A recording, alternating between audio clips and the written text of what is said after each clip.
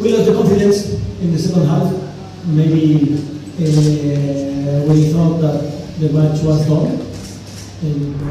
Bikin bangga pecinta sepak bola Indonesia, ya berbeda halnya dengan Thomas Doll, pelatih kebangsaan Uruguay justru dengan senang hati melepas pemainnya, bahkan ia mengatakan jika dirinya bangga dua pemain andalannya bisa membela timnas Indonesia U23, berikut cerita selengkapnya.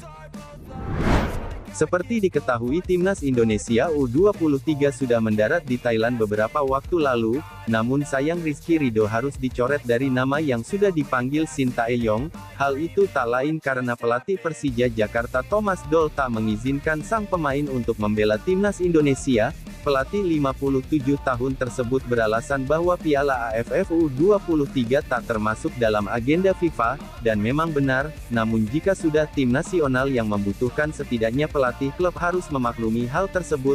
Hal ini juga membuat manajer timnas Indonesia Sumarji geram dengan apa yang dilakukan oleh Thomas Doll.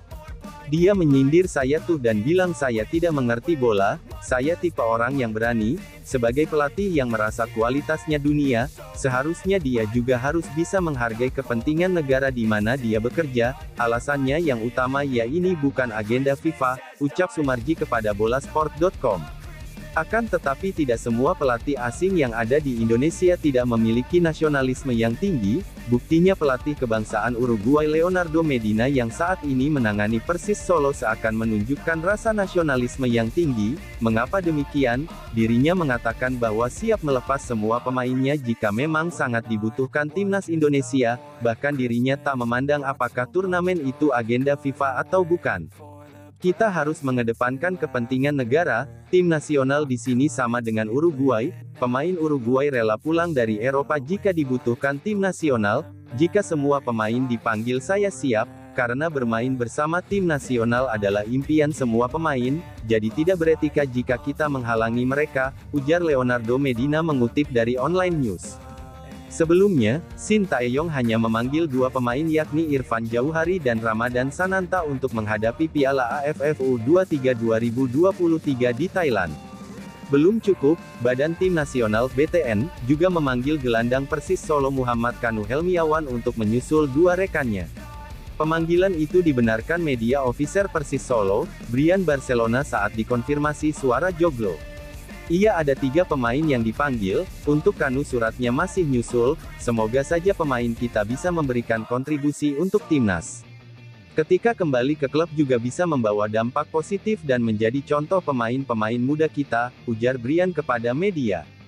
Sedari awal, pelatih Leonardo Medina memang antusias dengan pemanggilan 3 pemainnya, pelatih berkebangsaan Uruguay itu memiliki harapan besar dengan pemanggilan ketiganya menuju timnas Garuda.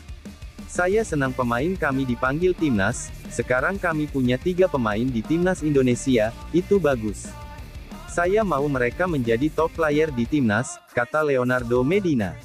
Tak hanya Leonardo Medina yang setuju melepas pemainnya untuk timnas Indonesia, 2 pelatih asing lainnya yang juga menangani klub di Indonesia Mauricio Souza dan Eduardo Almeida juga setuju jika harus melepaskan pemainnya jika sudah dibutuhkan timnas Indonesia.